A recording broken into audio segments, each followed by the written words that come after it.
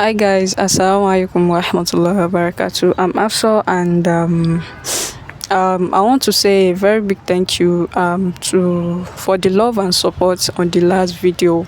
May Allah reward you abundantly for watching, commenting and sharing. Today I'm honored to be joined by a special guest in person of Brother Abdulmalik, a brother who has just completed his Arabic education and he is passionate he's passionate about Islamic knowledge and self-development.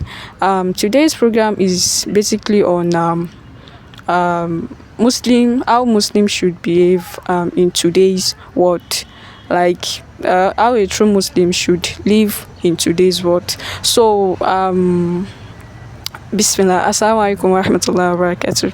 Wa alaikum salam wa rahmatullahi wa barakatuh. So, my first question is can you tell us the lawful places a Muslim is expected to be? Lawful places a Muslim is expected to be. To be, you mean? Yeah. Islamically, anything you can do and you don't want people to know is a bad thing. But anything you do and you want people to know, definitely is a good thing. So anywhere you go and you are buoyant for people to see you that you are there, that means you are in a good place. But any place you are going just to hide yourself, like sneaking up and down, so this one will not see me, that is a bad place. That's it. Okay. The next question is how did you know? How do you feel when when Allah is sufficient for you? No, I feel so great. They say sometimes when your dua is not being accepted, doesn't that definitely have a reason. We are asking something from Allah subhanahu wa ta'ala and he never is here to do that thing for you. Maybe because the aftermath of what you are asking for from Allah is more worse, like the what do you call it, like the negative aftermath of that thing is more than its benefit. That's why Allah is not answering your prayer. But most times, even just a belief as a Muslim, when you believe that it will happen, it will definitely happen. Most times it will be like I'm asking this thing from Allah and not giving me, see this person like a. You don't just think like that. You don't just think like that. But there are many ways we can ask something from Allah, and Allah is very, very sufficient. When you ask this and stand up in the midnight, ask Him. You definitely do it. You definitely do it, inshallah. Allah is sufficient. Yeah. I love that response. Moving on. What is the main purpose of this dunya? The main purpose of this dunya, in a short word, is for you to buy your akhirah. Anything you are doing in this life, just know that you are doing it, because ad-dunya fan wal akhirah baqi. This dunya will definitely end one day. Amma al-akhirah, see that after the afterlife, you're gonna live forever there. So anything you are doing here, just use it to please Allah, so you can have a better place to stay there. That's just it.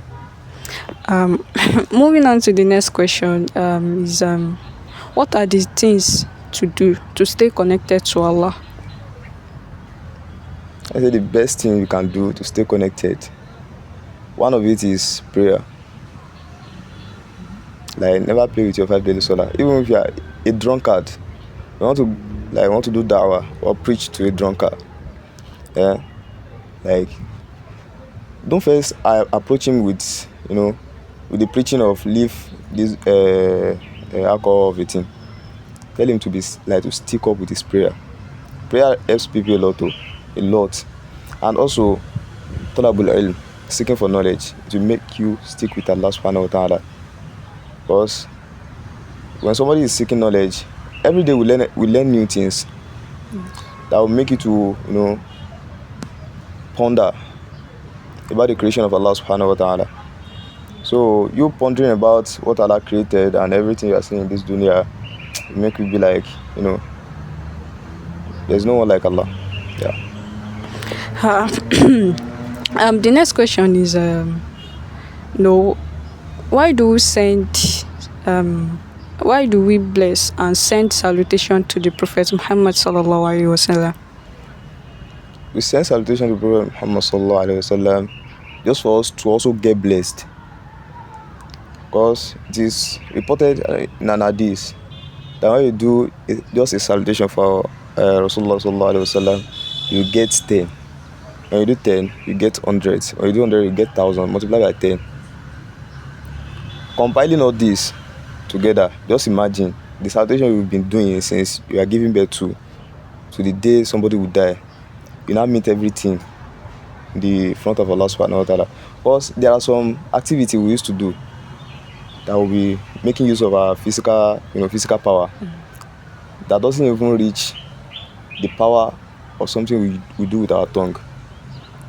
Like all those subhanallah alhamdulillah subhanallah kalimatan khafifatan ala lisan thaqilatan fil mizan habibatan ila rahman. Just subhanallah alhamdulillah subhanallahil azim. Just two statements. That's also like doing salutation. Allahumma salli ala Muhammad. Salatu Ibrahim yourself. Because all those statements, they are having much more reward than we even we are reasoning it. Yeah. The next question is no, how can a Muslim evaluate him or herself before he or she sleeps every day? A Muslim should evaluate him or herself, because it is also in an author, one of the saying of ulama, hasibu anfusakum qabla an tuhasabu. Judge yourself before you are being judged. Before you sleep, first reason, like first thing you think of when you want to sleep, what have I acquired today? Acquiring something is not about this, worldly things only. Like check your iman, is it increasing or decreasing? Because everybody know the stomach may be dark, but you, the owner of that stomach, you know what is there. People may be seeing you otherwise, but you know yourself. Judge yourself. Am I increasing in my iman or I'm decreasing? You cannot expect somebody that play with his or her own solar to be increasing in iman. The person will definitely be decreasing.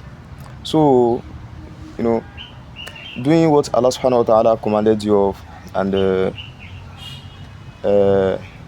moving away with from what Allah subhanahu wa ta'ala did not want, will make you get more closer to Allah.